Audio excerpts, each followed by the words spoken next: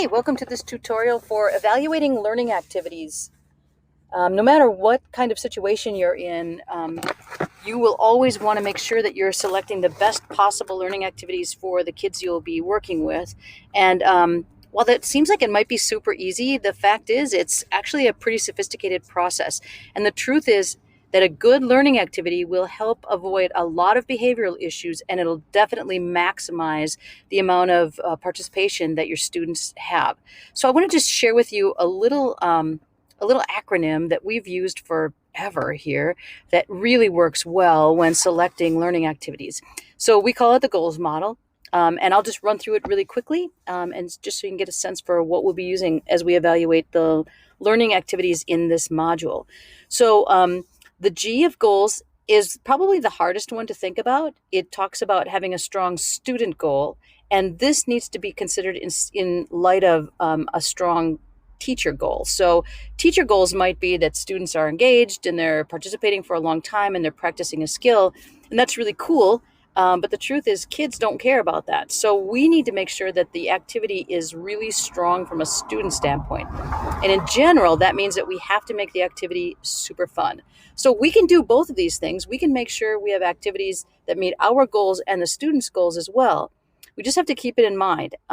If an activity doesn't have a strong student goal, students will tend to find something else to do with it. And you maybe have examples of that.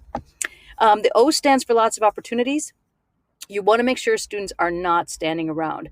If possible, every child should have a piece of equipment to work with, and at the very maximum, they should have to wait just a few seconds in between opportunities. So that's a really important one to think about.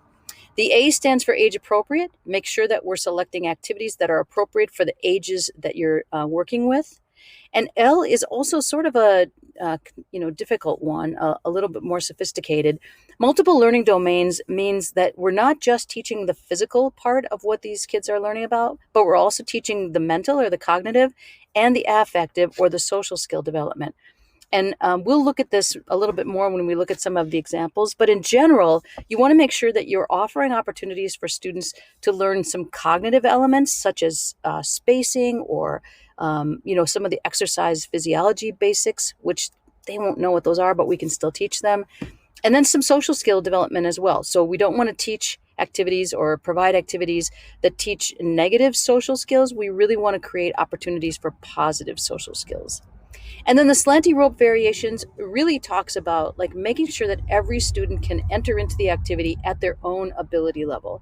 So picture as you're going through the woods, sort of a creek that you jump over, and that creek has parallel lines, the banks are parallel.